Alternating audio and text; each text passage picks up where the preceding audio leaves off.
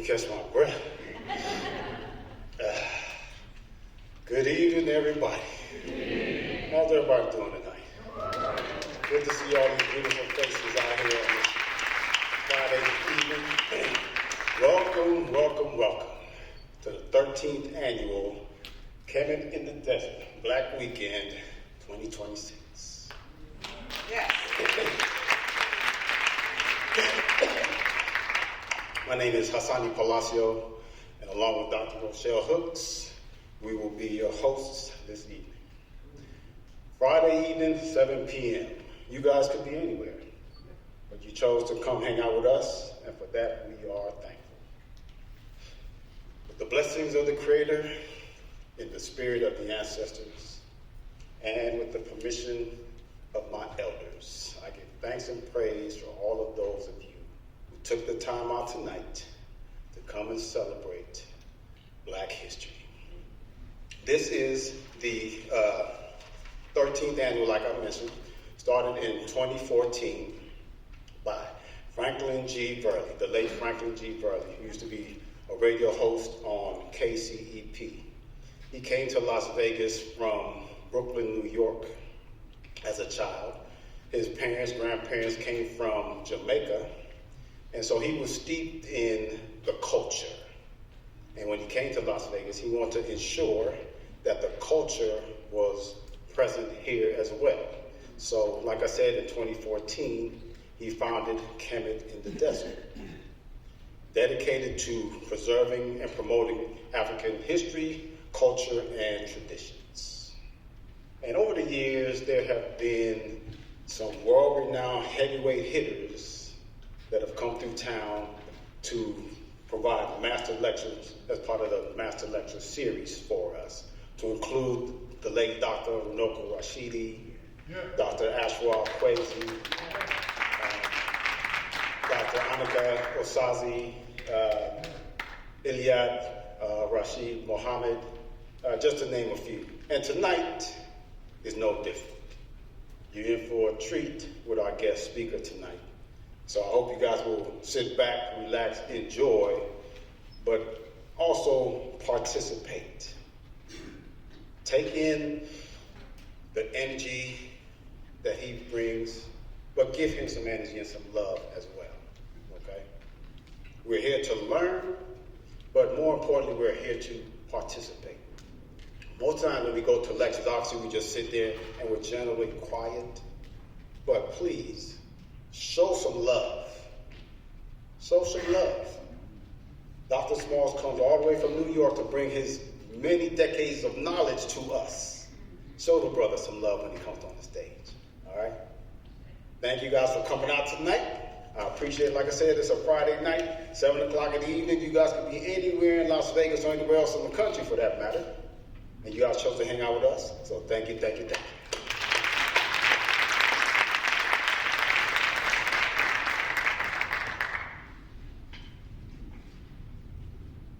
Welcome, everyone.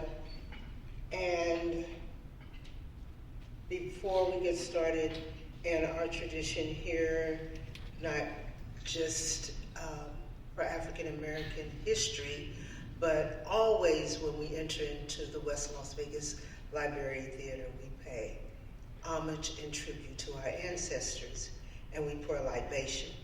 So what I want to do first is to introduce our speaker, because he will be pouring libation for us today. Professor James Small is a scholar, an activist, and a dynamic speaker and lecturer. He's also a consultant. He has very in-depth knowledge and he's a very thought-provoking and calm, influential speaker. He's traveled extensively and lecturing all over the world. His informative, eye-opening, and dynamic presentations have caused him to be recognized as one of the most distinguished activists and scholars of our times.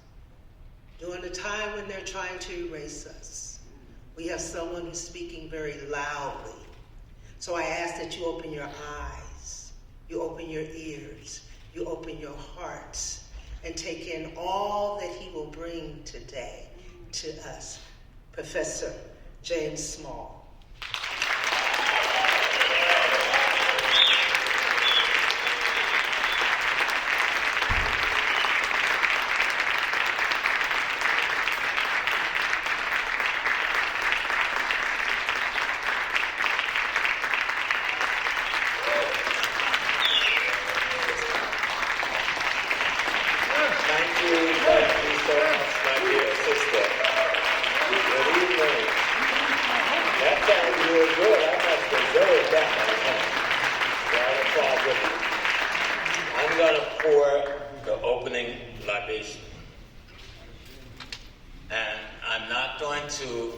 ask you to call your ancestors, so don't be disappointed.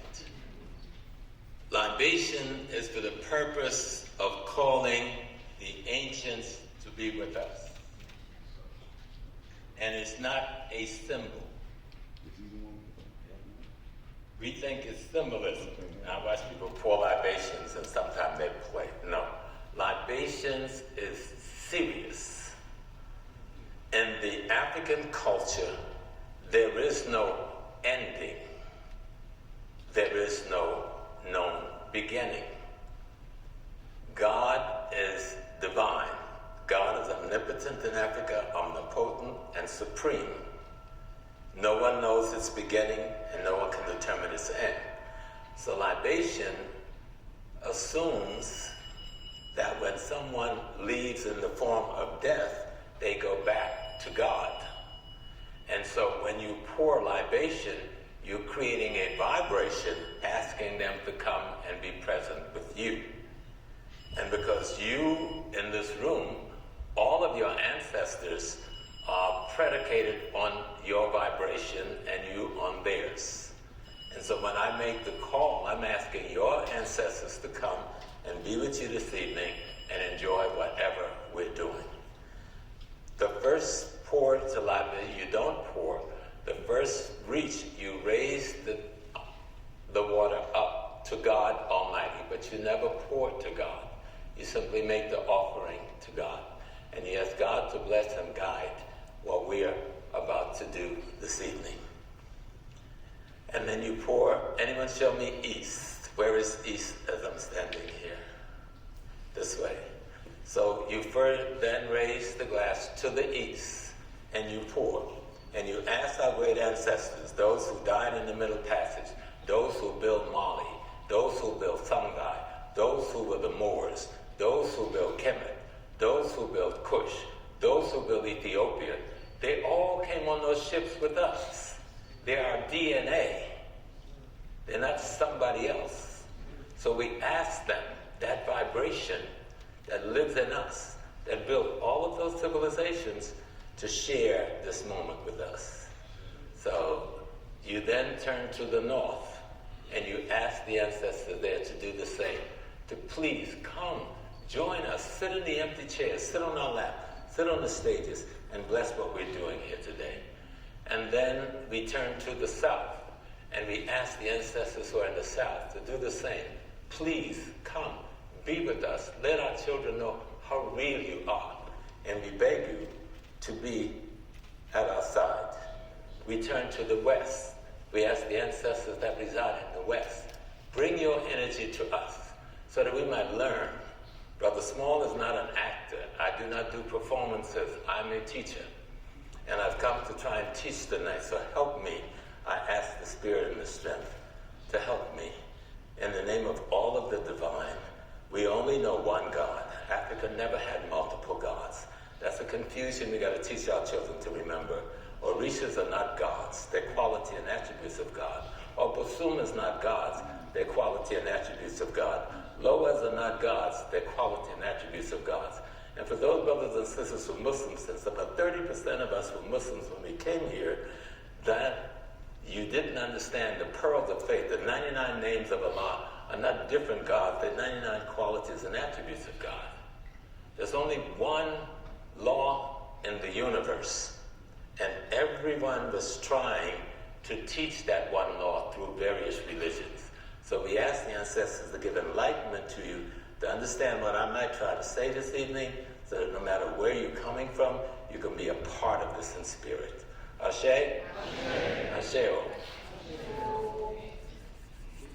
So I'm going to show you a lot of slides really quick, not a bunch of details, because they speak for themselves. The idea is to show you that Africa, Kemet, was a black civilization, and it is the foundation of Western civilization. It is the foundation of Eastern civilization. There was a time when everybody in Japan was black. Fact. There's a time when everybody in China is black. Fact. It doesn't matter how anyone feels. Truth is truth. that is the beginning.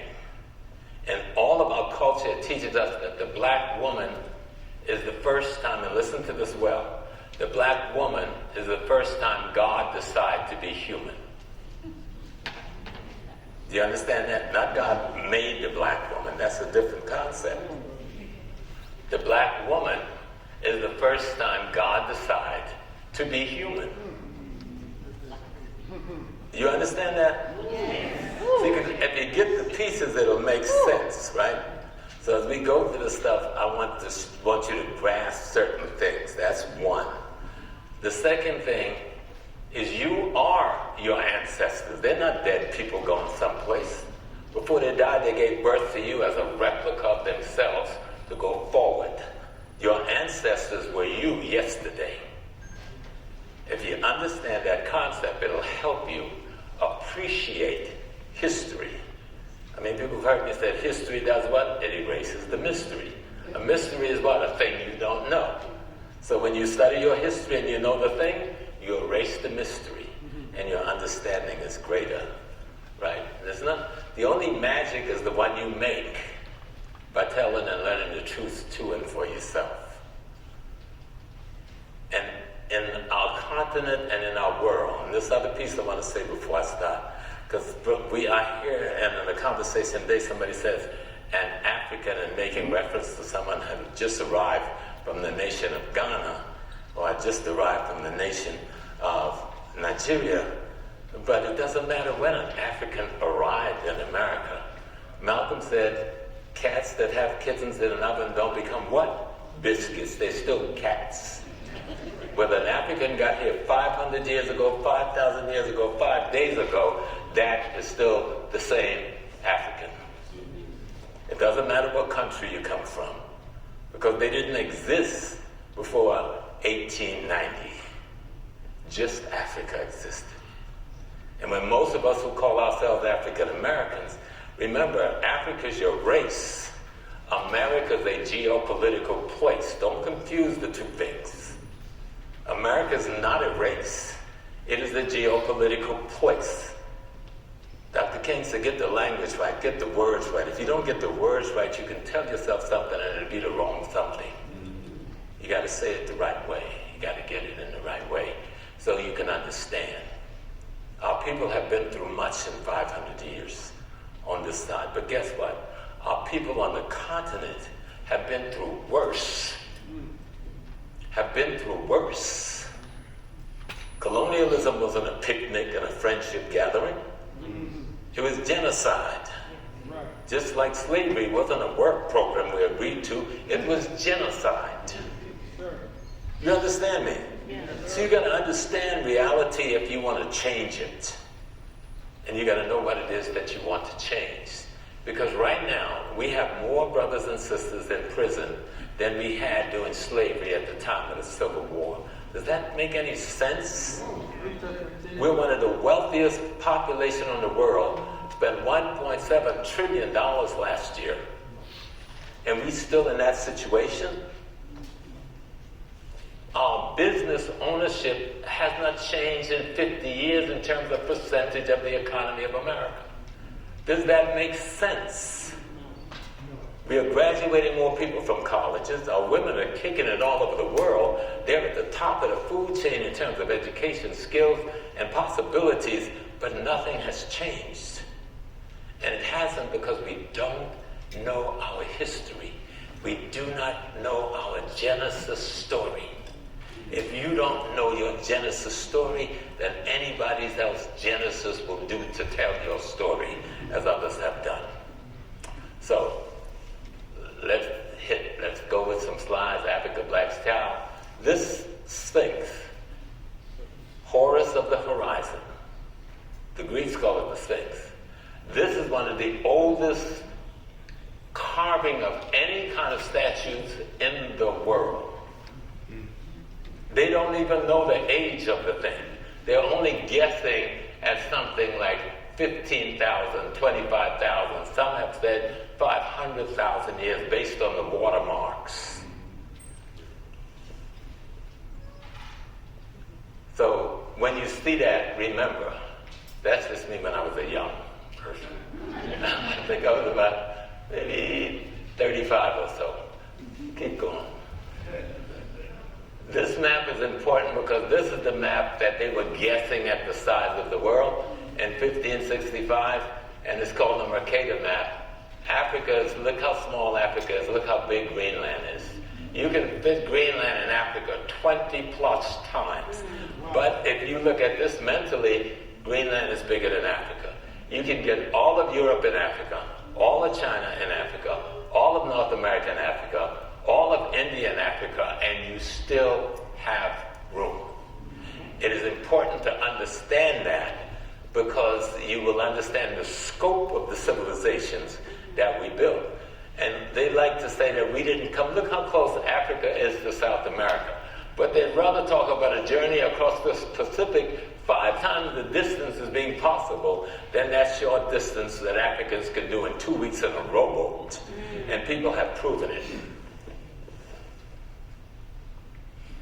This is a new map called the Peters projection, which shows the actual size. So you can see that Africa is bigger than almost any other country. Well, it's bigger than any country in the world. You can put all of Europe in there, all of North America in there, all of China in there, all of India in there, and you still got room for a lot more. Just another.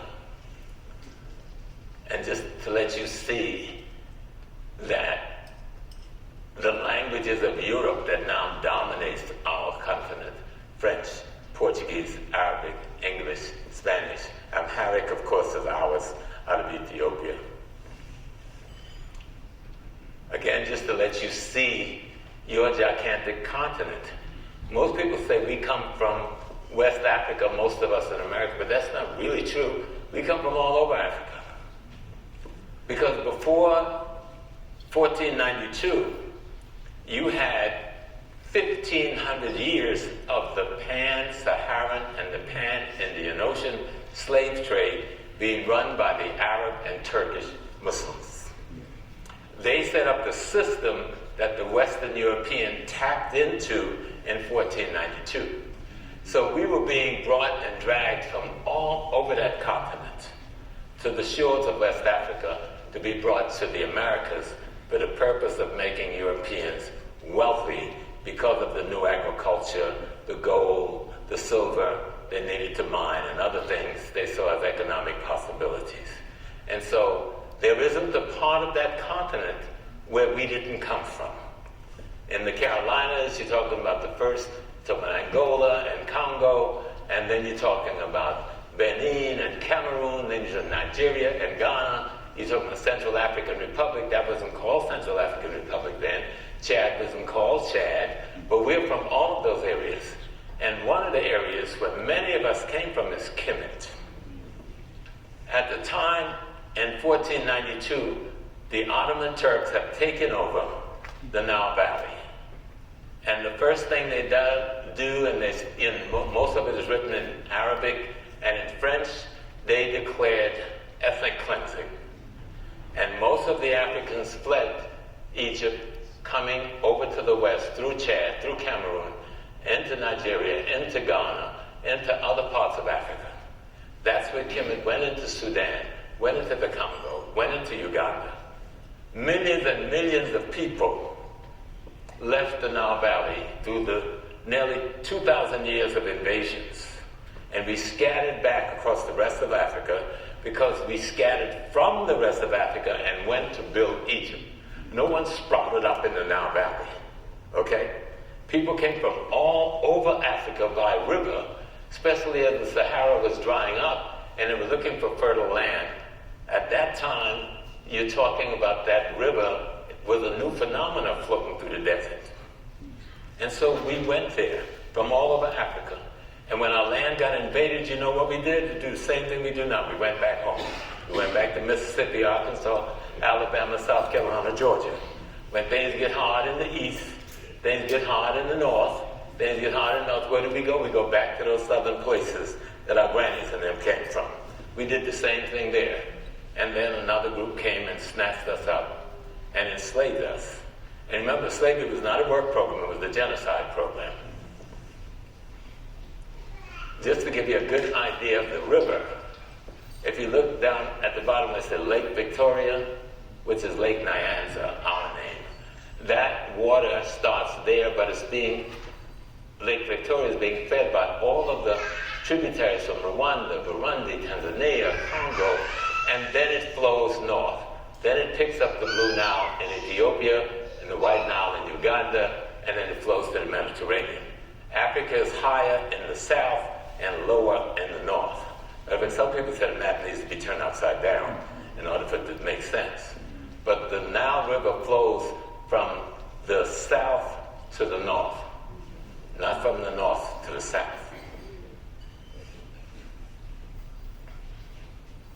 Just to give you a sense, Lake Tana is Ethiopia, and that's the Blue Nile, and Khartoum is Sudan. And before we get to Sudan, we pick up the White Nile, which is coming out of Uganda.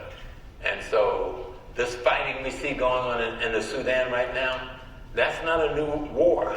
That war has been going on for about 200 years now. Since now we got TV, and we got internet, and all these other things, and we're hearing about the wars every day. But it's not a war between Africans and Africans in that kind of simplicity. It's a war between surrogates of different Western powers and Arab powers. You understand, most of the Gulf states are supporting one group, and America's backing that group. And many of them being trained in Libya and tooled in Libya and brought down to the Sudan because they want the oil. Sudan have massive oil. You're about third to Venezuela. You know, Venezuela have one of the largest deposits in the world. That's why this man removed the president from down there.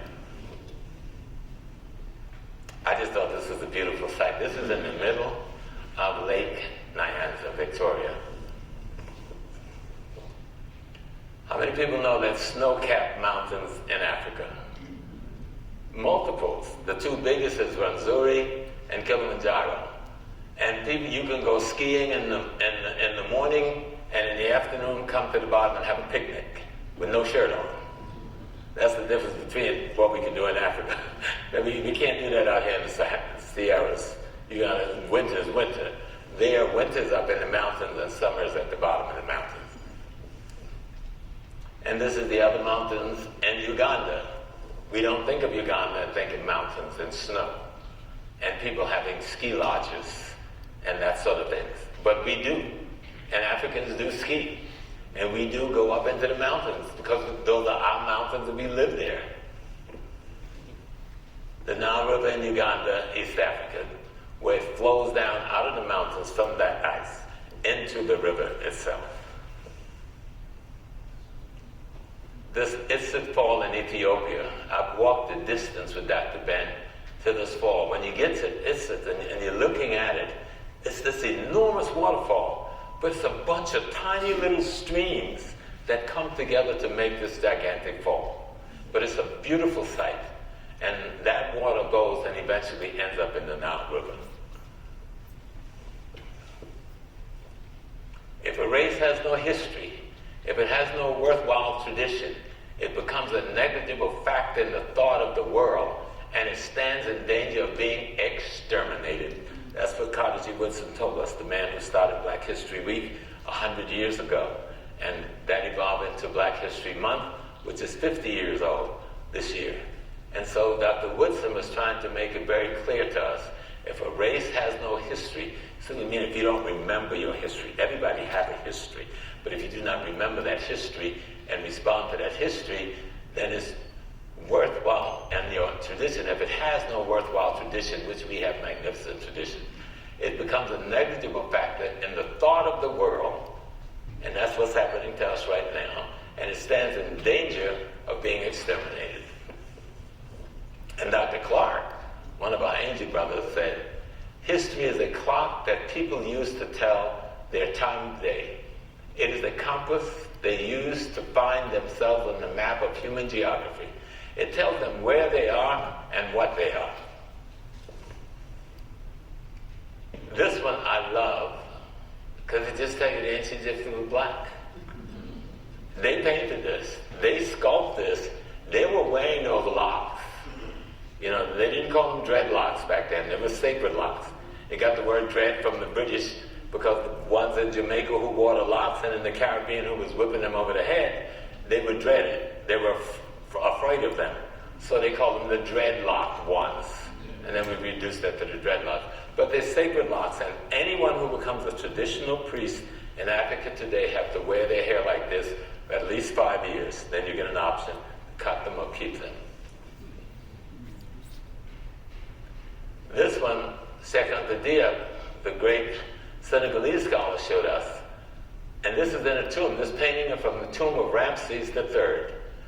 1200 BC shows that the Egyptians perceived themselves as blacks and represented themselves as such without possible confusion with the Indo-European. Indo-European is the ones we're calling Asian, and the Semites, the people we're calling white. This is a representation of the races in minute detail, which guarantees the realism of the colors throughout the entire history. The Egyptians never thought of themselves as being anything but blacks.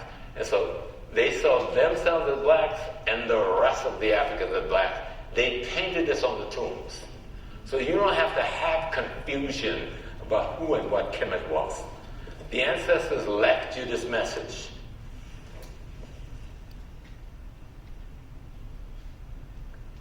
I wanted to just go back to some of the caves and showed you that we were on trying to tell our story for as long as we were in existence. This is the Bloembols Cave in Western Cape, South Africa. It contains the oldest cave art in the world, 70,000 years ago. And if you notice, we already have the bow and arrow. And we are hunting animals. And we're painting, meaning we're keeping a record. We're making history. And we're talking 70,000 years ago in South Africa. Again, this is Chad, West Africa. And again, we had already domesticated the cattle. Okay? This is 10,000 BC. And the Europeans know this stuff. They got this stuff in the books, but they won't put it in the schools. Again, prehistoric cave art, 800 BC. This is in the Sahara. This I love, because this is in Sudan.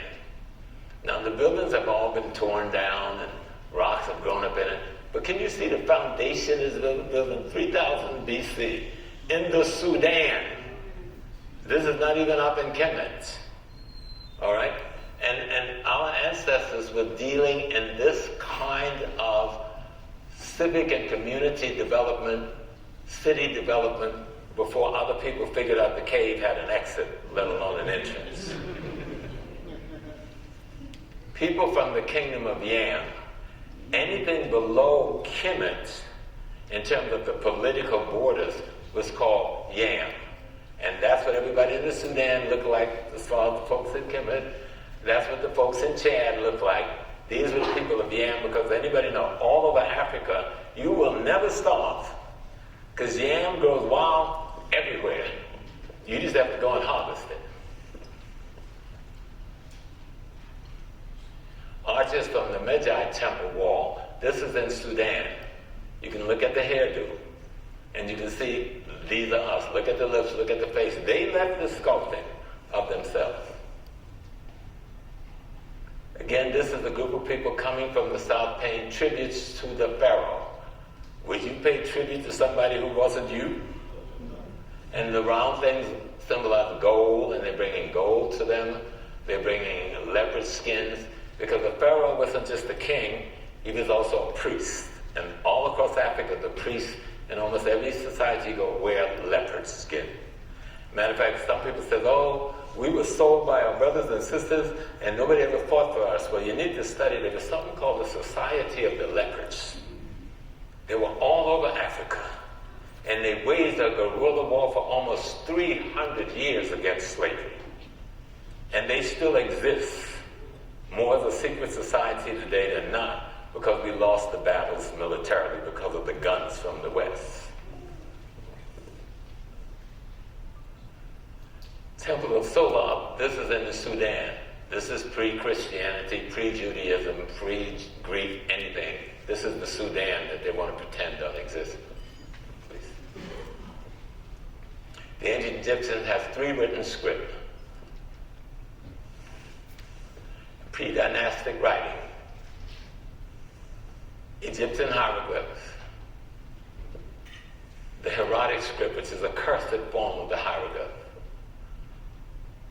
And then the Egyptian cursive writing that is called the Dhammatic script. You see a lot of this in the Sudan, and they call it the Muratic script, as well as the Dhammatic script, and they said they can't interpret it, that nobody can, the people who live there can interpret it, you know. But if you want to find somebody, there's a book called Phaedrus, P-H-E-D-R-U-S, and the book is written by a guy named Plato. How many persons ever heard of Plato? Plato, y'all heard of Plato, the great Greek philosopher. Well, Mr. Plato said that in his book Phaedrus, and you can find a reference to it in a book called The History of Mathematics by a guy named Kajari, chapter 1, paragraph 1. And Mr. Plato, now the big bad Greek philosophy, said the Ethiopians, because that's the word the Greeks use for Africans, gave the world, all of its sciences. Now this is Mr. Plato. Plato said we gave the world all of its sciences. And in his book Phaedrus, he accounts it. He said medicine, geometry, arithmetic, and he went on. But he said the greatest science of all that the Ethiopians gave to the world is the science of writing itself. Now, Plato can't be lying.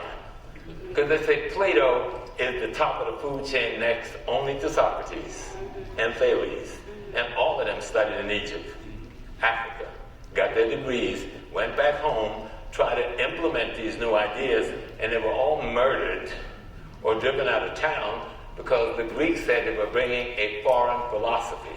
But today we are told is Greek philosophy. But the Greeks say in their own writing, Socrates was bringing a foreign philosophy. Thales was bringing a foreign philosophy. Whose philosophy were they bringing? That's right. Next. The Rosetta Stone is Greek. I think it's hieroglyphic Greek, and what's the language that I think Christ spoke? Aramaic. Oh, I think I'm close to the 3. And this is what they were able to use to translate our languages into English to the degree that you can translate it. It's hard to translate a language that has over 100 plus characters into a language that only have 26 characters, but they're trying. This is one of the oldest, talking about a stone when they're talking about the first kingdom in Africa. But you can see we're already talking about temples, what we call churches today, and God. You know, what you call Jesus and Allah today. Way back then. And this man name was the devoted one to God. But they would make you think that our culture, we didn't know God. The Scorpion King, pre-dynastic Egypt, 4000 BC. And you see that thing up there, 1, 2, 3, look like a flower that's really a star, which will later become, you'll know it as the Star of David, the 6-pointed star. So they wouldn't know Hebrews yet. Narmer was king of the first dynasty in Egypt, 3100 BC. We now all refute that because you can't come up and just have a dynasty.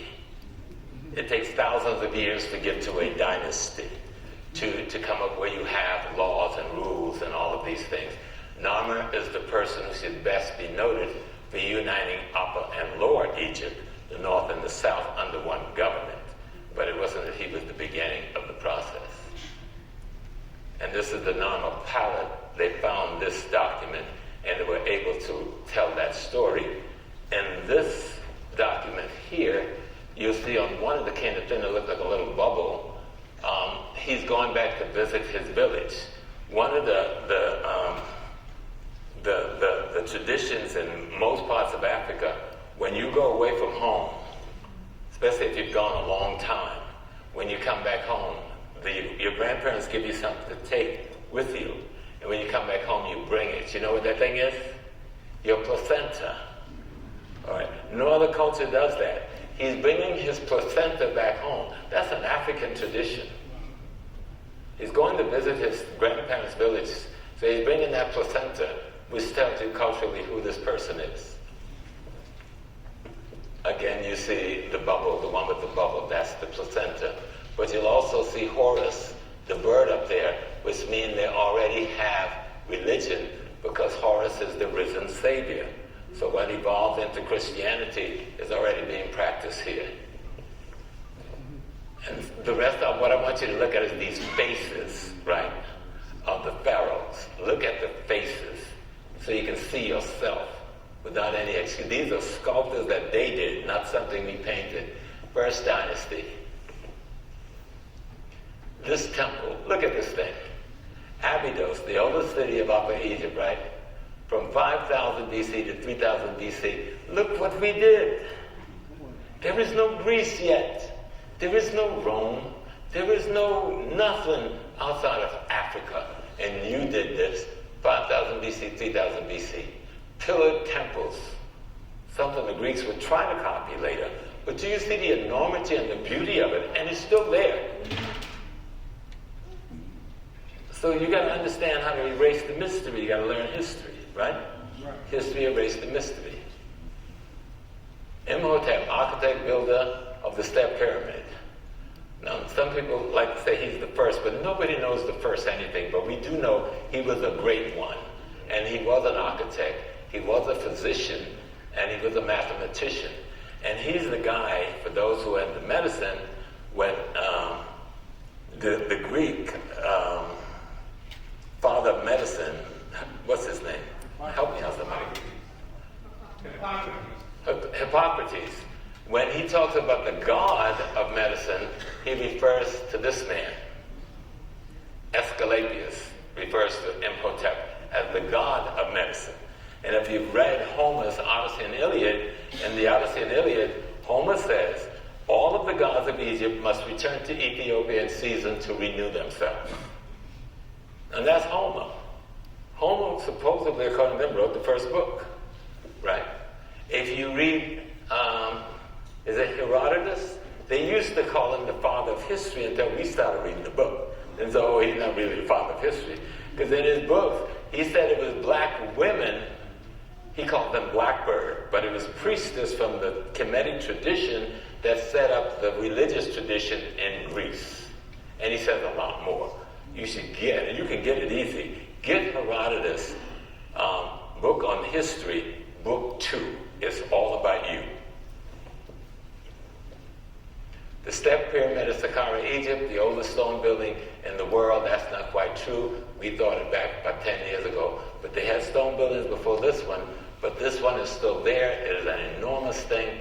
They've found more tunnels and temples in the last 2 years under this building while they were trying to rehabilitate it, that it just blows your mind. But the fact that we're doing this in 2630 BC, there is no Greece, there is no Rome. 40 acres of this one complex. This is part of the complex they were building with small bricks like we do today, with no mortar. No mortar.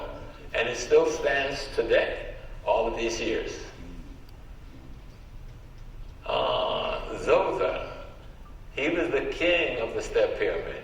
Does he look like he comes from England, France, Germany, Italy, or any place over there? He carved the statue of himself. Who does he look like?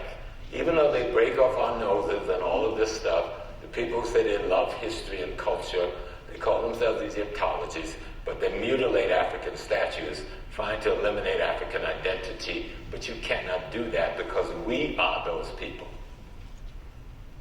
This is the bent pyramid, which came before what is called the perfect pyramid, which we see the big three that we talk about in Giza. This is the red pyramid, which is considered Dosur, which is considered to be one of the first real perfect pyramid. Most people don't visit these areas very much, but this one precedes the big three that we're accustomed to seeing. And this is one of the big threes that you see, this enormous building that no one, and with all of this modern engineering, have been able to replicate without it falling on their heads. great sphinx at Giza. Now look at the profile and ask me, what race would you suggest this person belongs to? This is an actual photograph of the actual statue, which you can get on a plane, fly over there and get on a bus and go and walk all around and take photographs. I think this photograph is done by Dr. Asa Hilliard.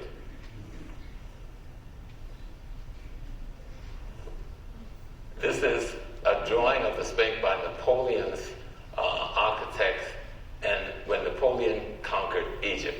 And they made it very clear, Napoleon didn't lie. He said that Sphinx was a black man or a black woman. They don't know what's the gender. But it's clearly there, the artist from France drew an African person.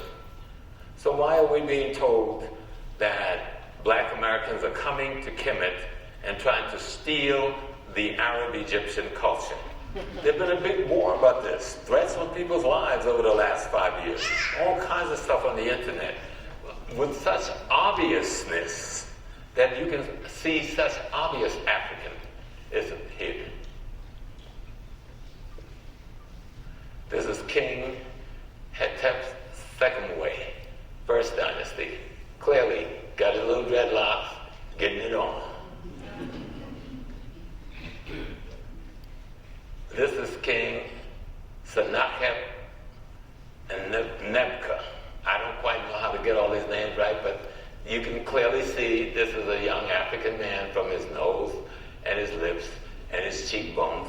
Because they chiseled all this stuff in their lifetime. They were here to see this was them. That's any African from any part of Africa. Again, this is Pharaoh Seneferu. And it's clear you're dealing with an African. This Pharaoh Seneferu, again, a close-up so you can see he sculpted himself as an African man, not as a foreigner.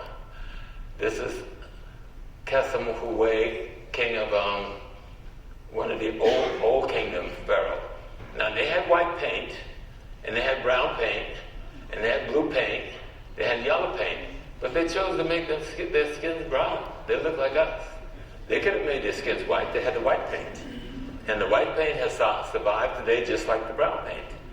So why are we acting crazy about who the Egyptians were? And this is Khufu. Again, you can see the hairstyle, which we call locks, that he's wearing there. You can see his face, the statue. This is an African young man. Again, a frontal of the Hor M'Akhet, or the Sphinx. So you can see that this is you. I just want you to kind of take in the photographs and see that this is you. Pharaoh Khufu, 2613 BC, this is you. Pharaoh Khafre, these are two of the brothers that built, whose name is on the three pyramids, but they didn't build it. That's why I made a mistake. The pyramids were there long before they were born, but they sort of cleaned it up. Removed the desert sand, repaired it, instead of getting credit for it. Menkaure and his queen sat at the three pyramids, and Giza, oh, well that's okay, but when you're looking at the three pyramids, you see some smaller ones in front of them, they were the queen pyramid. Again, see the smaller pyramids in front? Those are the queen pyramids. You rarely hear anybody talk about them. But there's multiple of them there. And if you came a couple of 100 yards away, you find the cemetery for the workers. And what they found was all the records. They found there wasn't one slave working in Egypt. They got records of the people's salary, how much they were paid. People got sick leave if they got injured back then. How much beer they were given on Friday, and if they did some overtime work, they got a little more beer than the other ones got. And the records are there to be read. Again, Menkaure and Jeffrey. I just want you to see the faces and see the hair. Now, this is not the three you're accustomed to seeing. This is another complex, Abu Sir, a 5th dynasty complex, where they had already tried to create what they built up at where the three big pyramids are today. This is them from a distance. Again, Again, I want you to see the lips and the nose and understand these are African men who were serving their people. And each one of the pharaohs had pyramids. This is the pyramid of Pharaoh. Go back just one time. That these are different pyramids for different pharaohs, but they were building with softer materials that were deteriorating before they got to building with those big limestones that we would see at Gaza. Mentuhotep, clear, you can see it's an African man. And this one always intrigued me because this is actually on the walls of one of the tombs. That we did not enslave these people, but we did bring in people from Turkey, well, not Turkey because we were in Turkey at that time, but from the Caucasus Mountains. And yes, they were our servants. So maybe that's why people got angry, I don't know. And Princess Ashhed, she's the daughter of Pharaoh Mentuhotep. Is there any question that this is an African woman child?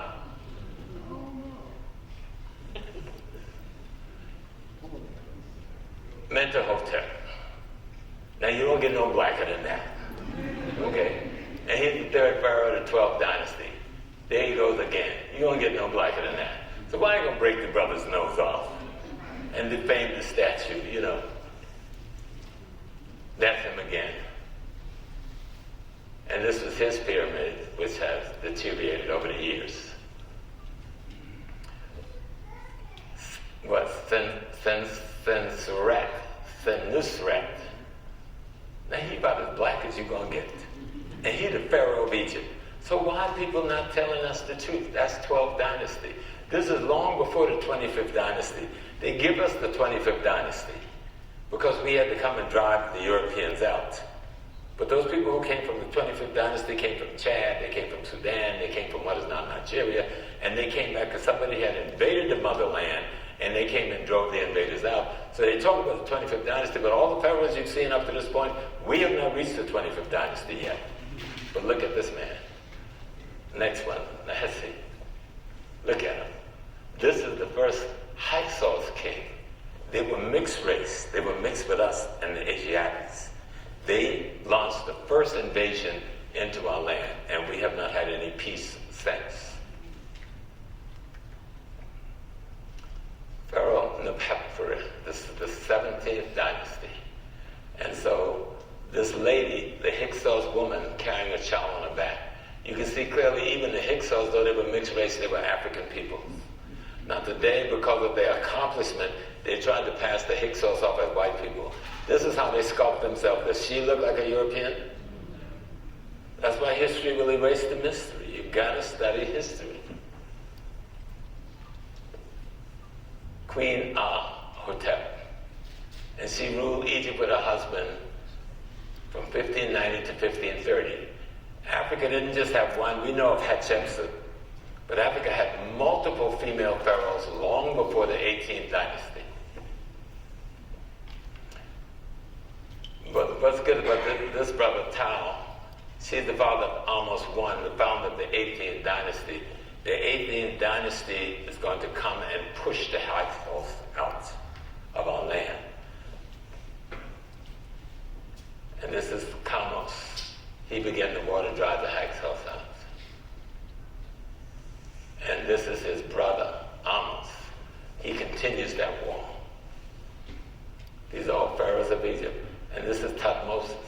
He defeats the Hyksos. And this is where the name Moses would come from, that family line. Amos Nefertari. She's the wife of Tutmosis. This is not Nefertiti now. This is Nefertari. And you can see she's an African woman with braids or locks. Pharaoh Hatshepsut, the female pharaoh, and her carvings and blackers all over Egypt. And she left this enormous tomb for us to visit. And this enormous construct. She had this tomb carved, this temple and tomb carved out of the mountain. And it still stands for you to visit today. Again, a look at the temple of Nefertiti. No, I'm sorry, Hatshepsut. I'm up in age a little bit, you know. Right? And this is another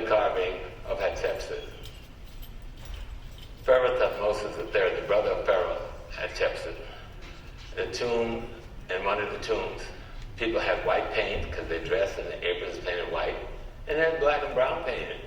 And they painted their bodies black and brown. They would know what they look like. They did the paintings. Next.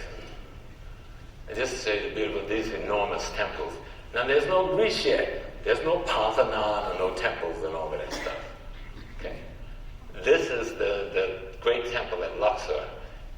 And the Muslims who say they don't believe in all of this ancient stuff built a mosque up in there, and they haven't tried to tear it down because they know it's on sacred ground. You know. Next. Thutmose III Sphinx, you can see clearly an African man. Thutmose III again of the 18th dynasty. Tomb of the Nobles.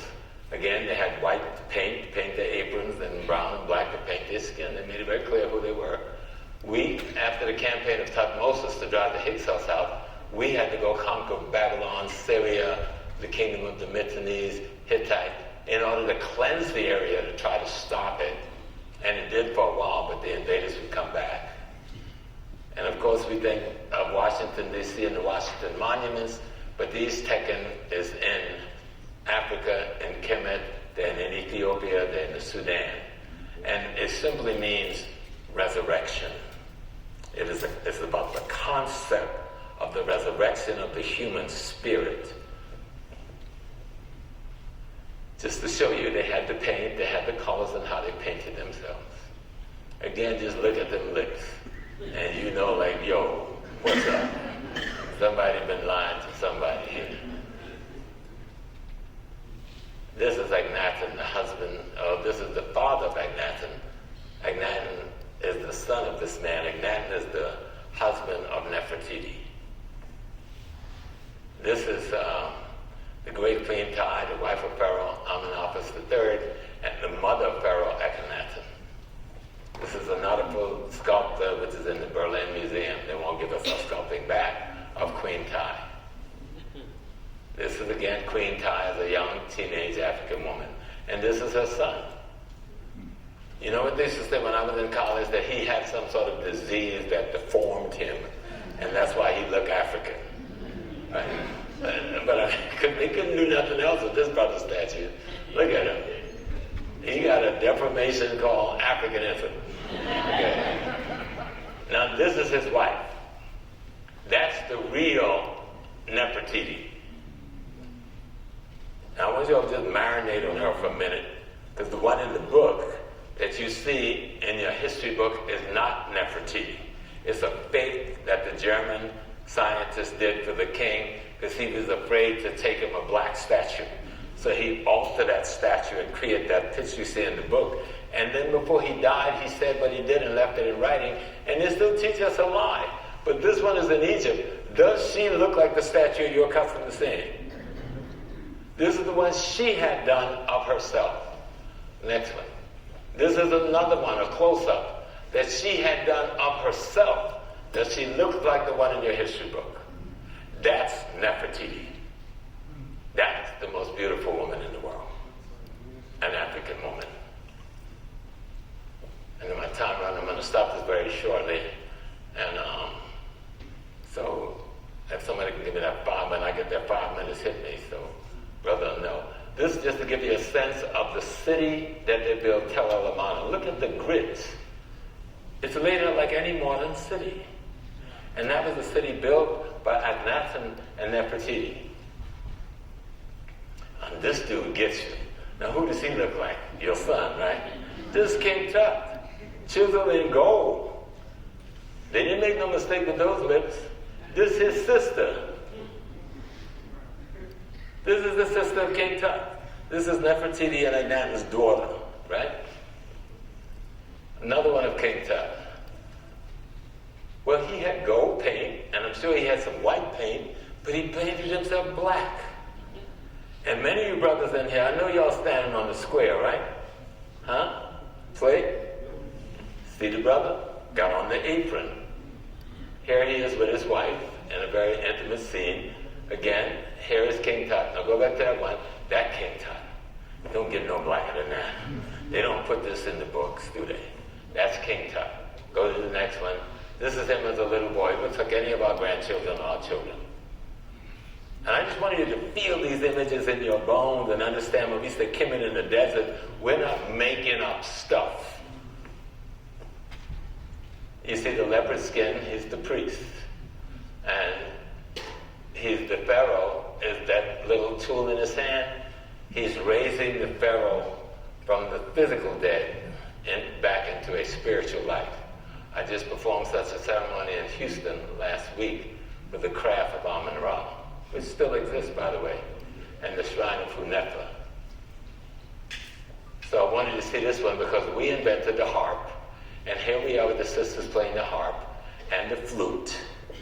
There is no Greece yet, there is no Rome yet, there is no Germany yet, there is no England yet, there's no Sweden yet, there's no France, so none of that stuff yet. Again, ancient African medical books before Greece or Rome. Ramses I, founder of the 19th dynasty. But one thing, you don't have to go look at the medical book, but in those medical books, we had medical books on surgery, brain surgery, abdominal surgery. We had medicines on everything. They called it the Smith Papyrus because Mr. Smith stole those one. The Evans Papyrus because Mr. Evans stole those one. And we have our mathematical papyrus, which is called the Moscow Mathematical Papyrus because some Russians stole that one. And in our mathematical papyrus, which I think we're going to get to, these are medical tools and instruments, which you can see a lot of them resemble the medical tools we use today. And the women is given birth on a birth chair. They just discovered it's easier for the woman to give birth in a squat position on a birth chair than to lay flat on her back and go through all of that pain. We were doing it way back then. We had already done, and it's in our medical book, cesarean section without cutting across the muscles, but with the grain of the muscles, so the woman would have an opportunity to have a baby naturally the next time around if that worked out that way. I just threw this in there because when you can have a tweezer, they found this tweezer came to us too. You know the tech, that's high tech right there. A tweezer. That's deep. So, we'll let that one go. Go ahead. This is when we get hit by the Hittites invade us, and we haven't had a free moment since. But Ramses would respond, one of our great kings. And we look at Ramses II. Doesn't he look like one of your little cousins from down the street? He had himself sculpted, and then he built these big temples in Abu Simbel, and he had these big statues of himself placed there. But now this is how Napoleon people painted him. They drew this one. They knew clearly they were dealing with Africa, and the French didn't lie, so they painted them looking like Africans. Okay, this is one of the great temples that had a public kitchen and a school for workers and their children, built by Ramses, called the Ramesseum. This pharaoh Seti I with his beautiful locks. And this is again one of our great hypostyle hall. This is pharaoh of the 19th dynasty. Again, just showing you our temples we built. There's no, all of the stuff you're seeing, there's no Greece or Rome yet. They don't exist yet. Only black. Okay. Pharaoh, Amenhotep, I'm going to stop. And I'll tell you when I'm going to stop. When I get to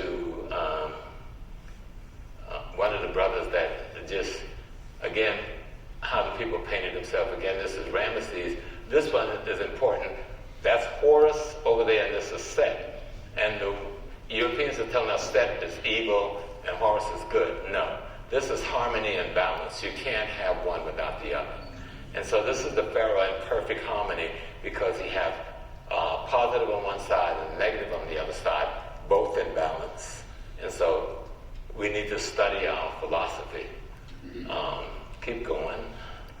Oh, go back one. I don't want to miss that one. One more. Yes. Brothers of the Lodge. Did that look familiar to y'all? You could just say, I know some of y'all have been here. So, okay. The apron I'm talking about. Pharaoh Ramses III. Any other black man. Now, they sculpt this themselves. We didn't do this. Next one. The next one. I wouldn't even go in, and I just love this beautiful temple in Luxor. Next one, next one, next one. I just want to see one more brother. No, go back one. There. Show such thing in the 22nd dynasty. He's spoken of in the Bible. The Bible called him Shoshank. And that's what he looks like. So to the degree to which the Bible do represent a certain amount of history from that era, they do record this young man. And that's what the young man looks like, an African young man. Go to the next one. And so you can see we were doing, what do you call it? Tell me again. Oh, circumcision. There's no Abraham yet. There's no Isaac, Esau, and Jacob yet. We're doing circumcision as we've done all over Africa. This is the Libyans, what they look like. These are the Assyrians.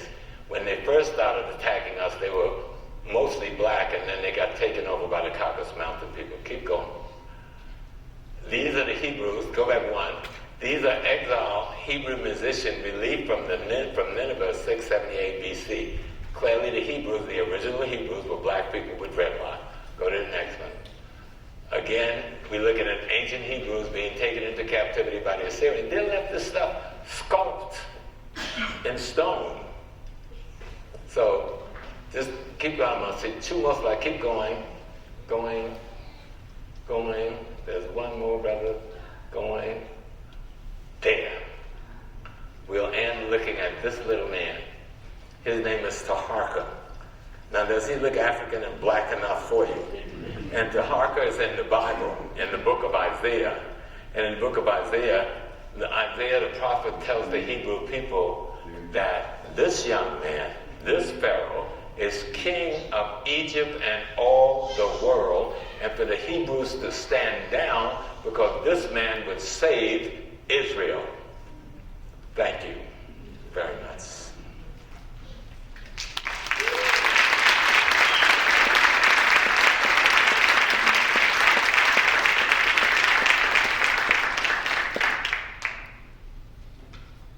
So what do you think? Oh my gosh. I hope some of you had your pencils and your papers out and books. That was a whole lot for the oral history, to regurgitate, to repeat to our children, to our friends.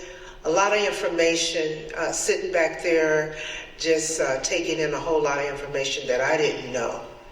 And that's the beauty of these types of programs, that you walk in full and you walk out fuller. And at this time, before we bring out this young lady to just share her energy and her spirit with us, I want us to reflect on where we are right now. Because this is February, Black History Month. And we've heard over the years, they gave us the shortest month. You've heard that before, right? But we know that's a lie. Or someone should know that. And let me explain why. This is the 100th anniversary of acknowledging African contributions to America and the larger diaspora. In 1926, in 1926, Dr. Carter G. Woodson started acknowledging African history in February, and he chose the week of February 12th through the 16th, I believe, because he felt that that week was the birth of two people he felt was instrumental in the liberation of African people: Frederick Douglass, Abraham Lincoln. They both have birthdays in the same week. So, Negro History Week was begun February 26th, or February of 1926. 50 years later, 1976, what's special about 1976? Anybody know? It was the bicentennial of the country, 200 years of America. And that year, Negro History Week was expanded to Black History Month. And so it's been 50 years of Black History Month, but 100 years of acknowledging the African contributions to America and worldwide. And 100 years later, and I'll say me, And it would seem to me that after 100 years of acknowledging our contribution, it doesn't really seem to be much hullabaloo made about the fact that this is the 100th anniversary. It doesn't seem to, I don't hear any big hyping up about this is the 100th anniversary of Black History Month and big celebrations going all over the city, all over the country. I'm not hearing that. Am I missing something? And whose fault is that? Look in the mirror. Whose fault is that? It is our responsibility to celebrate us. It is our responsibility to acknowledge us. For far too long, we have left it up to somebody else to validate us. And 100 years in, and we're still waiting on somebody to pat us on the back and tell us it's okay to celebrate us. That's a shame. But I'm actually speaking to the choir because you guys made it a point to come out tonight. Thank you.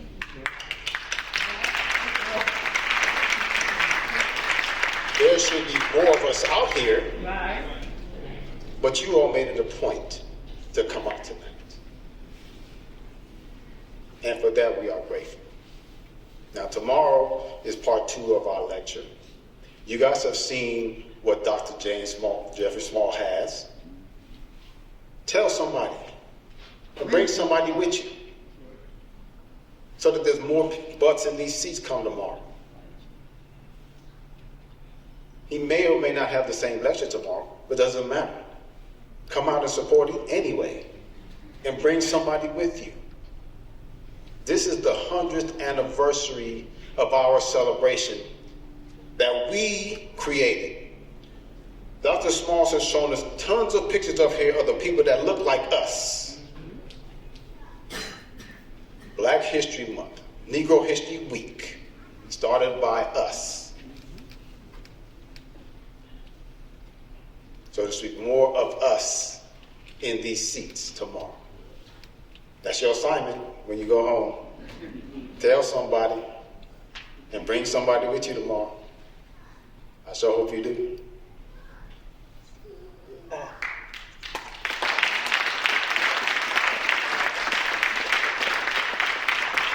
The next person that we're going to bring up before we bring Professor Smalls back is a young lady known in this community for her spoken words. And I'm going to let her words do the talking. Trinity.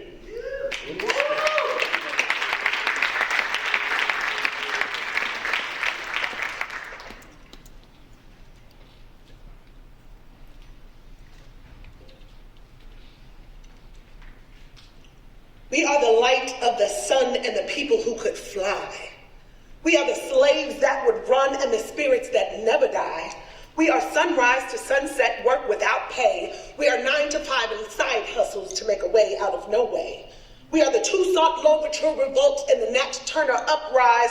We are the Black Power movement. We are the revolution that will not be televised. We are marches in Montgomery and civil rights sit-ins. We are every person that wants to be treated as more than 3/5 of a human.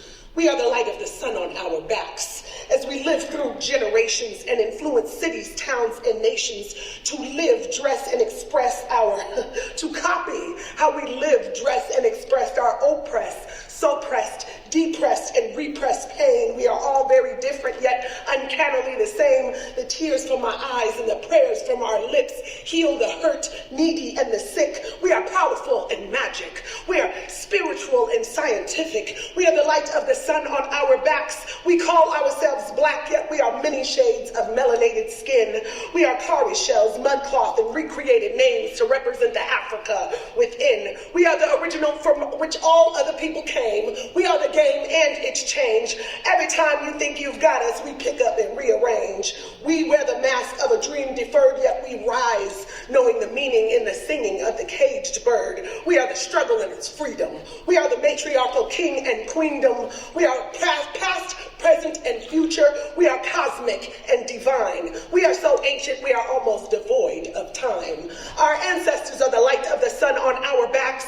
They give us the strength and the beauty others lack. They are the spiral curl antenna on our heads. They are the knowledge food we are fed. They are us and we are them. Every time one of us gets taken out, one of them steps in. The light of the sun on my back beats djembe, conga, and dundun drums. They are the heartbeat of everything no one thought we could become. We are afros, dreadlocks, braids, twists, relaxers, and fresh cuts. We are faced with many obstacles, yet we never give up. We are your mama jokes, kings of comedy and joyful laughter. We run, we jump higher and run faster. We are intelligence unknown in the mysteries of the earth, the sky, and the sea. We are you and me. We are the people of the sun, the children of Ra. We have spread and mixed everywhere, near and far. We stand before you now, and we will be here in front of you when the sun burns out. But until then, we are solar powered. We are light rays of the sun. We are the ending and how it's all begun. We are our own gods, Jesus, Jah, Allah, Jehovah, Ola, Damare, Ma'at. We are the light of the sun on our backs. The light of the sun on our backs. We are the light of the sun.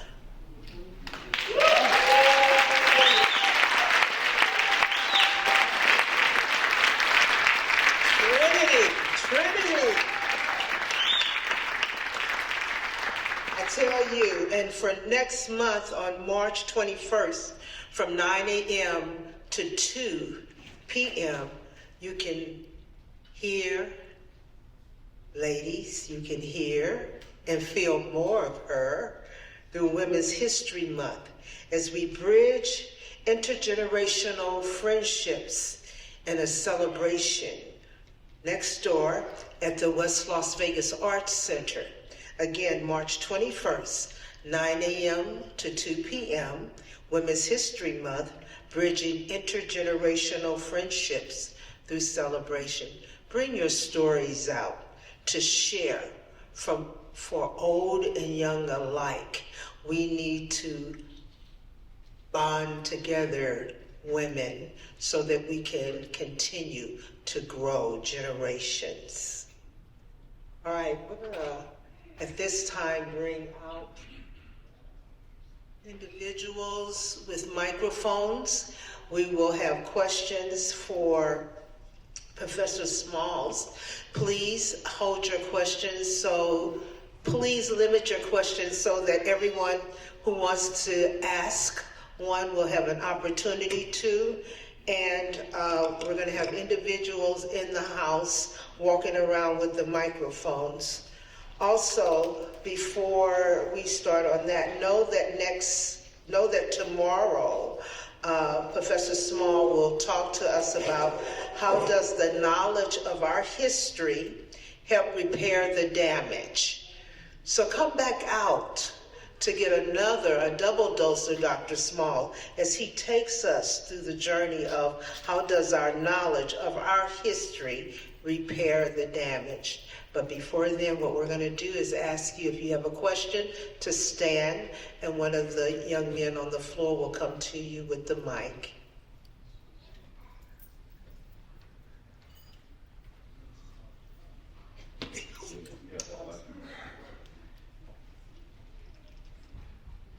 There's a hand up. Hello, my name is Wayne Smith. What books can you recommend that we purchase or read, and where can we go to get more information? Well, the first book I would recommend is anything by Dr. Charles Finch. Anything by Dr. Charles Finch. He has about 10 books. The same thing with Cheikh Anta Diop. He wrote multiple books on our culture, on our history, and our values. He's from Senegal. And there's a book that we had to have in school, at least at Black Studies with Dr. Leonard Jeffries. It was called Things Fall Apart. Things Fall Apart. And it's about the effects of colonialism on Africa and the African community's response to that colonialism. There's so many books. And then there's one other book which should be a must-read. It's called The Hosea. It is a translation by Dr. Maulana Karanga of multiple books or verses from multiple African books. It's called The Hosea. I think it's Husia. But you can get it online. Amazon is throwing all our stuff out there. They need to take advantage of it. And when you try to get some of these books, they'll give you this $200 price, $300 price. Always ask for a used copy. You know, and most of the used copies are pretty close to brand new. You know, but those books I would say were must. Charles Finch's writing, Sheikh Anta Diop's writing, and Dr. Yusuf Ben Yakin's book, Black Man of the Nile and His Family, because he introduced us into understanding what was happening here. You know.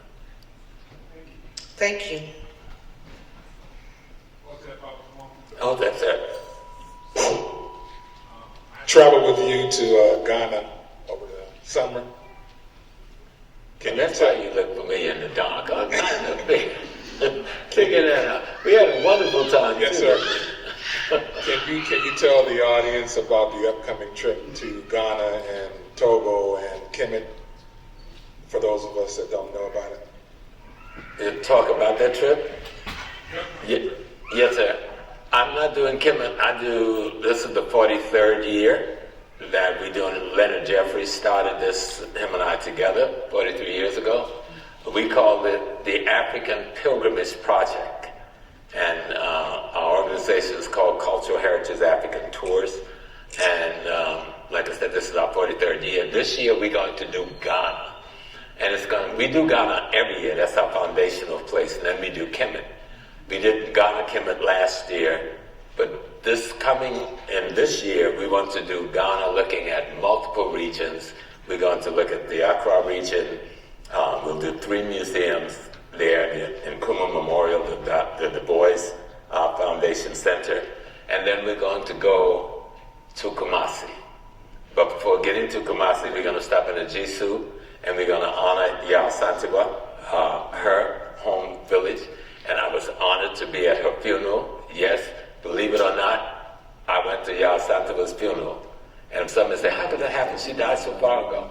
But Jerry Rollins, the president at that time, went to the Seychelles Islands and brought her bones back home and funeralized her in Ghana.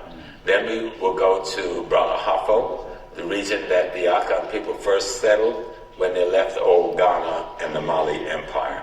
And then we'll go to the north, which is the Muslim kingdom of Tamale, Selaga, Paga, Bogatanga, and Wa.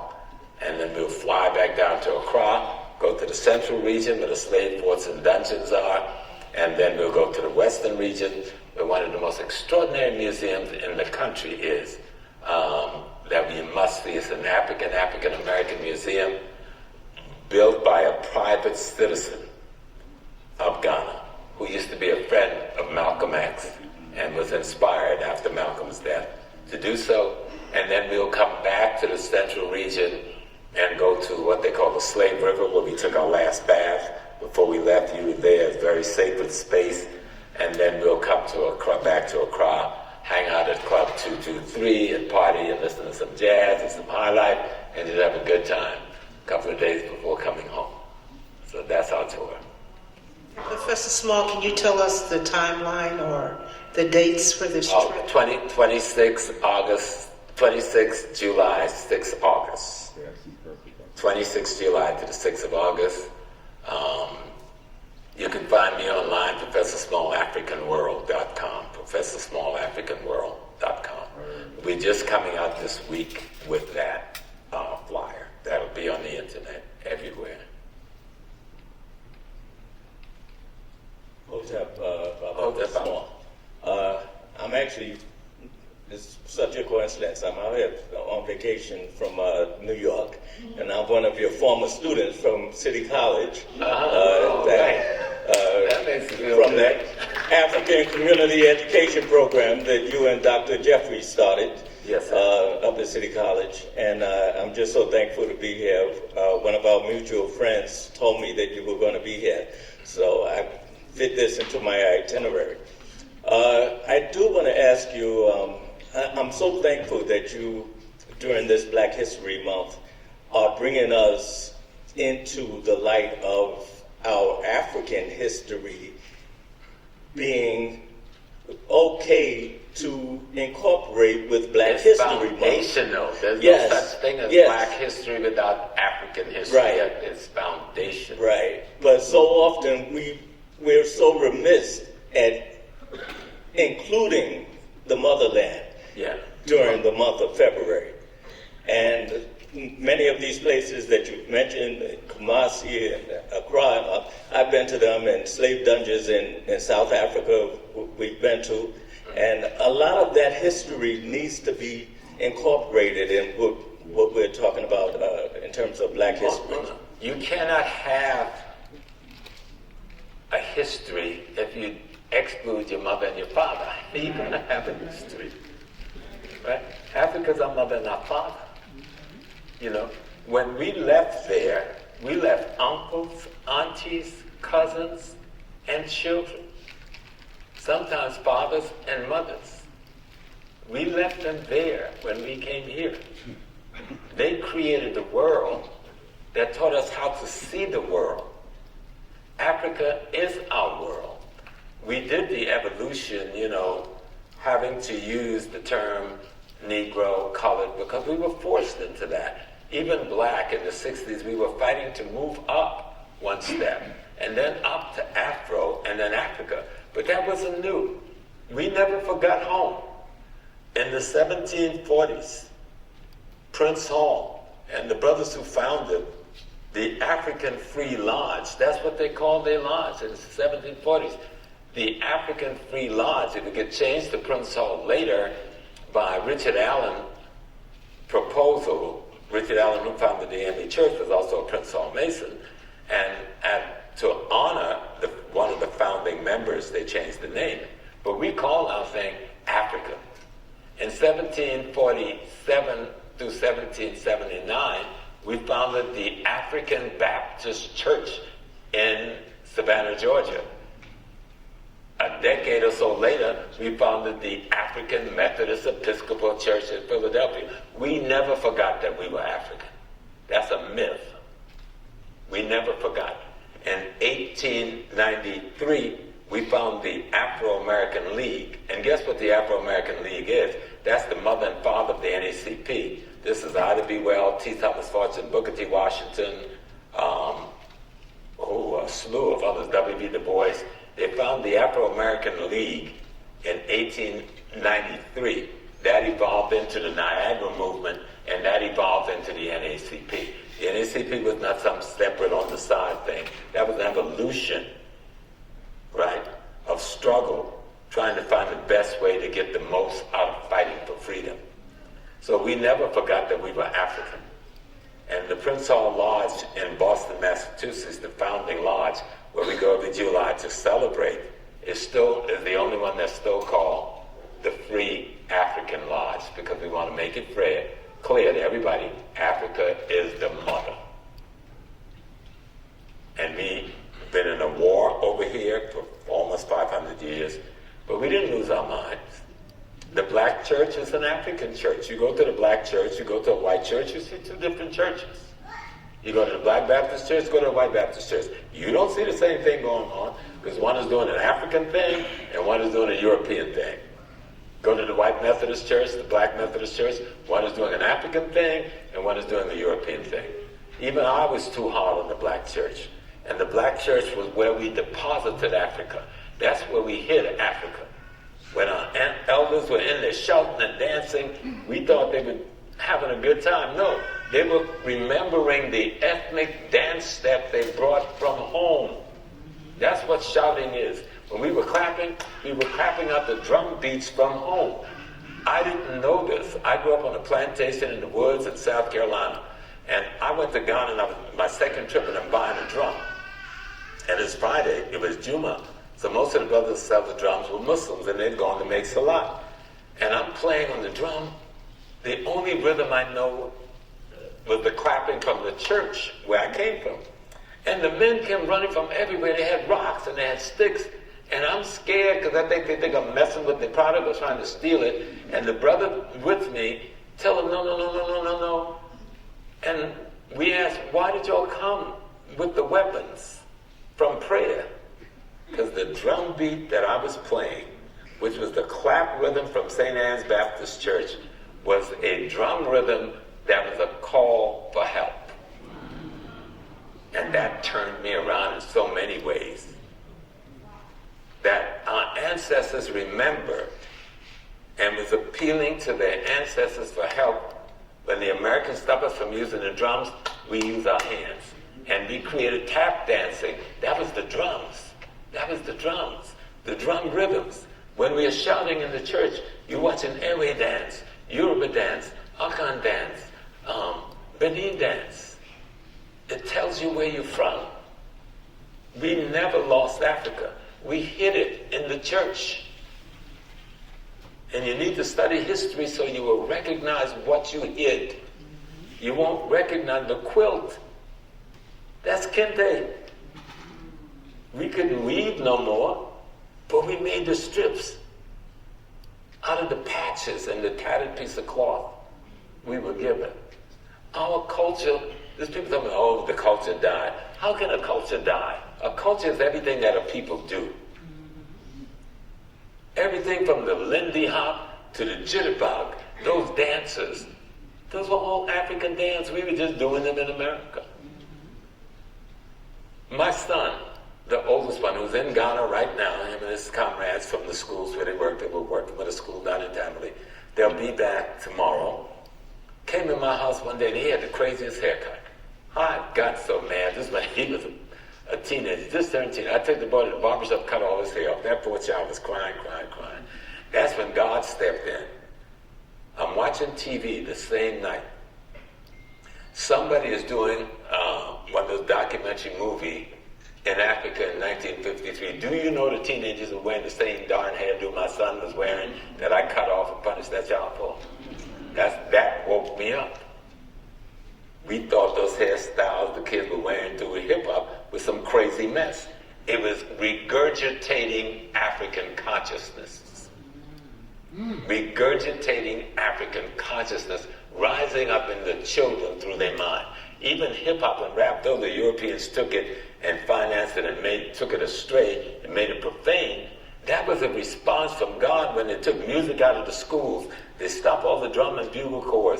They told us we couldn't play anymore. And God said you can use your throat and your tongue and your teeth and your dance.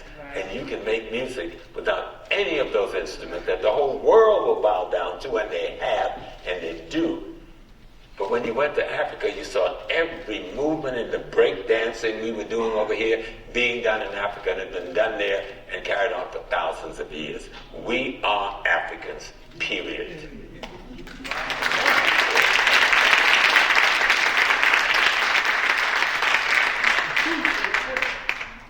Hotep Baba Smiles. Hotep, brother. Brother Yasuk, give greetings from all the Panthers here in Las Vegas. We want to thank you for all the knowledge and all the blessings and the things of self that you've given us over the years. Just kind of listening to your lecture, some of the things you just said, I was wondering, can you elaborate a little bit more on some of the things like the tools that were used to confuse us? Like maybe what is like the difference between modern religion and spirituality? A lot of people are confused when it comes to the difference of what the two are. Just wanted to hear from the master teacher on what exactly the history and the foundation of what that comes from and the difference in the two. I don't use the word spirituality much anymore. I use African sacred science. But spirituality fits to describe it. Religion is simply a tool of spirituality. Religion is the methodology by which you study and express your spiritual understanding. which means your knowledge of cosmology and ecology is passed down from our ancestors. And so they've so confused us with belief that we don't know what knowing is anymore. And so when you talk about spirituality, we're talking about the energy in me learning and knowing the energy in you. See, everybody in this room started off as God. You don't like me talking like that because you're conditioned in another way. But if God is omnipotent, omnipresent, omnipotent, and supreme, nothing can exist but God, ever. Then what are we? Expression of aspects of the divine essence having our peculiar human experiences. That's simple. But if you don't understand how to teach that to your people so they learn to see God in themselves, if I can't find God in me, how can I find God in you? And if I can't find God in me, I can't even learn how to love you. So once I learn, and spirituality is the methods by which you learn to define the divine in yourself. And then you look for that in other people. But you don't fall in love with he's so fine, she's so fine. You got to fall in love with the quality and attributes of the divine. Sound good? He's so fine, she's so fine, quality and attributes of the divine.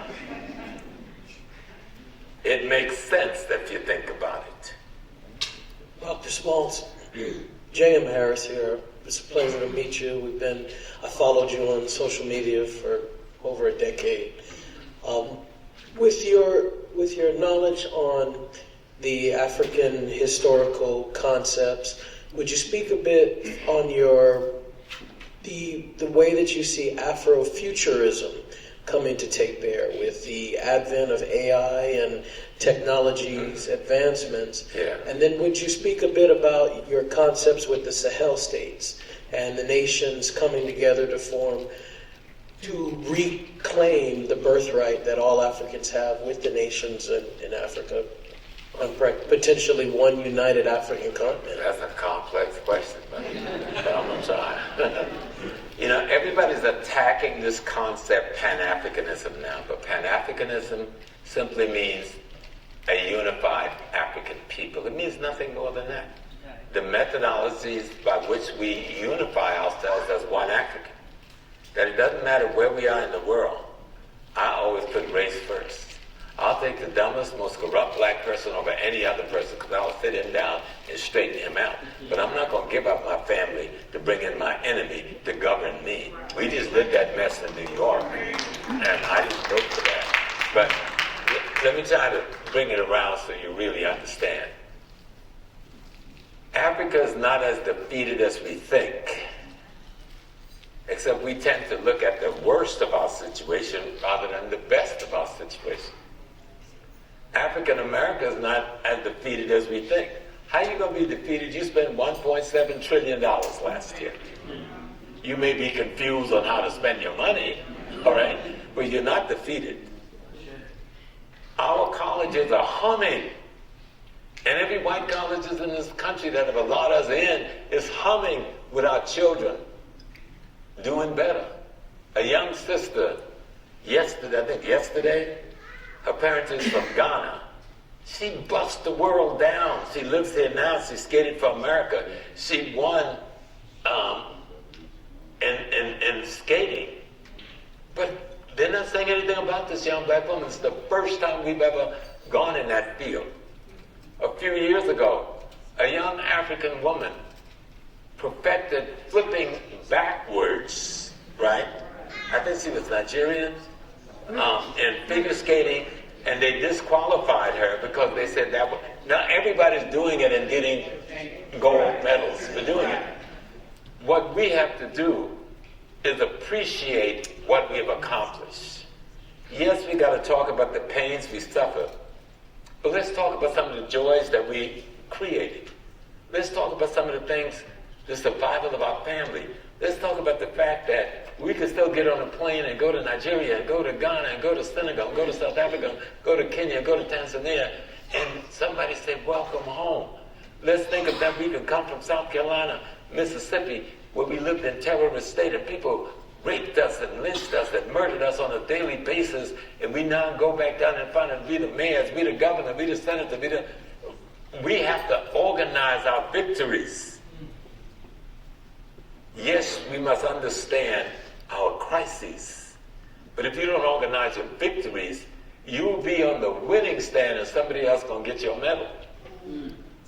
That's why history is very important. Being here tonight is important. You know, when Frankie first started this and he brought me, I remember being in this room and realizing how important a phenomena it is. And the way he labeled it, Kemet in the desert, flying in the day. Y'all in the desert. And I'm looking out that window, I go, wow, this is really the desert. And the real Kemet was built out of the desert. And it was built around economics, politics, and culture. I'm not going to go deep in that because tomorrow we're going to talk about economic, politics, and culture, and that we must control land, labor, and resources, and we must be in charge of those things. You can't say, I ain't going to vote because I don't like Kamala Harris. And a lot of us did that, and I'm bringing it up because she might have won if we had not done that. You know how many people died so we can use a tool called voting to seize political power so we can run the community we're in and provide food, clothing, and shelter for our children by controlling economic, politics, and culture and getting hold of land, labor, and resources. Tomorrow I'm going to break that down for you and show you how history is going to teach you how to do that. Because if you can't provide food, clothing, shelter for yourself and your family, you ain't doing nothing. And unless you can control of economic, politics, and culture where you live, you ain't doing nothing.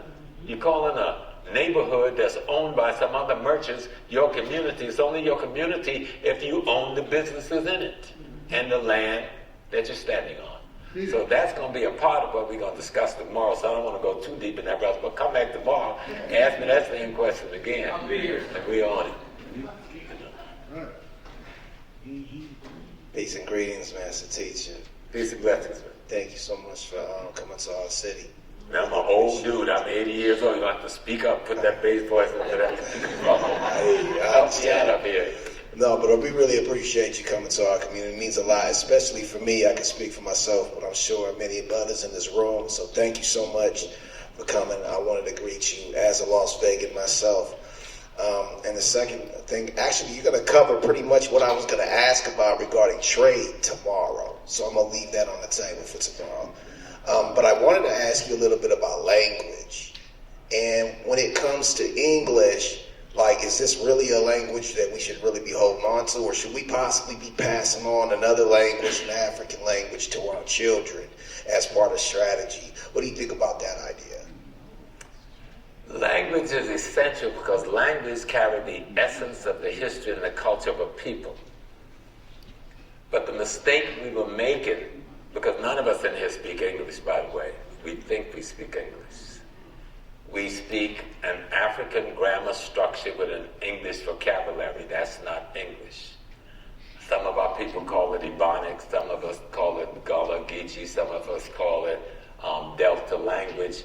But it is the African trying to figure out, how do I maintain my psycho-spiritual linguistic integrity while I'm speaking the language of the enemy? Right? And so what we said is keep our grammar structure, but we'll use their vocabulary structure. And that's why our children have such problem in the school with English, because they don't speak English. They don't think English. They sound like they speak English.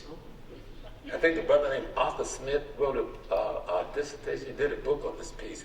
But Harvard University now teaches Gullah Geechee as a language. Quiet as it's kept.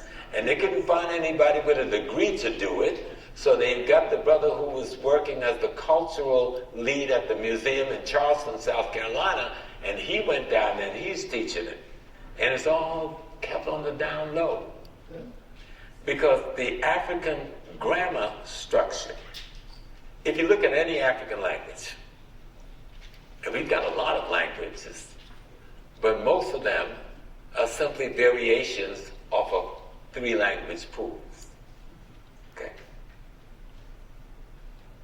The word for person, people, place, or thing in every one of our language has at its prefix or suffix our word for God. What does that tell you? Our people say God is in and of everything. And the language tells you that. And there's the world saying we didn't know God, we didn't have God, we didn't have religion. Our very language disproves that. You know? So there's a good linguist, his work, he's out of, I don't remember the Nigerian brother, who's very good, but there's, his name is Sarpong, and the other is Nketsia. And both of them have done dissertations on linguistics dealing with our language, especially Nana Nketsia, because my king is Nana Kwabene Nketsia Vesicado. And so I do have an African name. I'm Nana Kofi Mpamsa, the second of the Agogo stool under my king, Nana Gogo Sapong, of the Ashanti region. I got plenty of African names, and I honor all of them. But language carries the memory of the people. Okay? The memory of the people. And you remember those brothers were playing the drums when we opened up tonight? There's a brother, his name is Nyangora Bura. Nyangora Bura, I may not be pronouncing it right, he's from Cote d'Ivoire. And he wrote a book called Drumology. It's in French. I don't know of any translations, but some of us do. If you can get that book, because he gives a history of what the drum is really about. Do you know that the drum is a tape recording? The drum rhythms are tape recording of tens of thousands of years of our history. And there's certain drummers who play certain drums, what they call, some of the drums they call the talking drums. They can only play in the public when they get about 40 years old, but they're studying from the time they were babies, because their daddy was a drummer, and their daddy was a drummer, and their daddy was a drummer. And when this child was a little boy, he's given a goat to be his little goat to be his friend. He raised that goat as he's growing up. And then he's given a tree that he helped to cultivate, which is already growing. And at a certain age, he cuts that tree down to make the trunk for his drum. He killed that goat that is his friend and his partner that he's been living with to make the skin for that drum. And then he's taught to play the vibrations of the ancestors, the history of our lineage. No one person can remember it, but there are deep penalties for getting one note wrong. And that's why it takes so long to make those drummers perfection. If you go to the Achin people of Ghana, they will speak with the drums, or the Ashantis. They speak Twi with the drums. The people hear Twi. We hear drum beats from America. We just say, oh, we dance. But the people in Kumasi, they're listening to the Twi language. And you go to the Achin, they do with the horns. They play the language on the horn, and the people hear it. There's so much we need to study about our history and learn about ourselves before we even came here. And don't be confused about Christianity. That's yours too, but not the version the European gave us. Because the Ethiopian church is 500 years older than the Catholic Church and 1,000 years older than Luther's Reformation. Ain't that telling you something? But you got to get it right. That's why history erases the mystery. Africa is the mother. Out of her belly comes everything. Some of us have lost our memory because of oppression. But history helps you regain your memory and restore your spiritual integrity. You know, God lives in everything. And remember the Africans called Ra the sun, called the sun Ra? And so that was the symbol of God. Because every bit of food you eat every day is sunlight transposed in some minimal matter. But it's all sunlight. But I'll go there tomorrow. We're going to do a little bit on spirituality tomorrow. And we're going to look at how knowing history helps you solve your contemporary problems in contemporary society. Because it's very important to understand and manage that well. We've been very victorious. We've lost some of the battles, but we didn't lose all of them, otherwise we wouldn't be here tonight. We've been enormously victorious. Let's celebrate our victory. Just being here tonight, celebrating your history, celebrating your ancestry, is a victory. It is a major victory. Enjoy your victory, and let others know that you enjoyed your victory celebration tonight.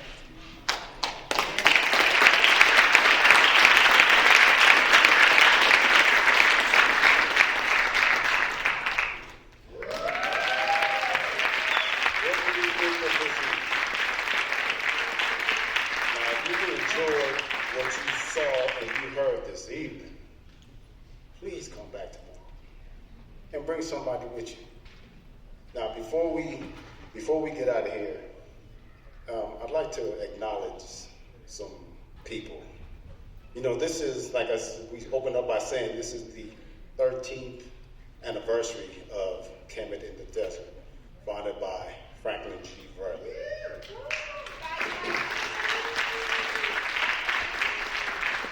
He's now one of our ancestors, so he's no longer here for us to physically acknowledge and embrace. But there is somebody in the audience who, for many years, was his sidekick and his mentee that helped to keep this program going. And since he's here in the audience, I'd like to acknowledge him. L.J. Edmondson, if you please stand up. Give this young brother a hand, because for many years, he was at Franklin G. Verley's side, making sure that Kemet in the Desert continued. So please give that brother his flowers while he's still here.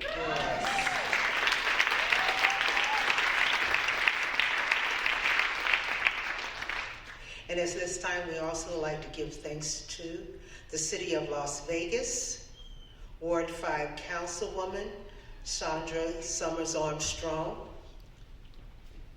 and along with the late Brother Franklin G. Verley and his family, we would like to thank Oscar Robertson and his family. And we cannot get out of here without thanking our drummers. Let's do that.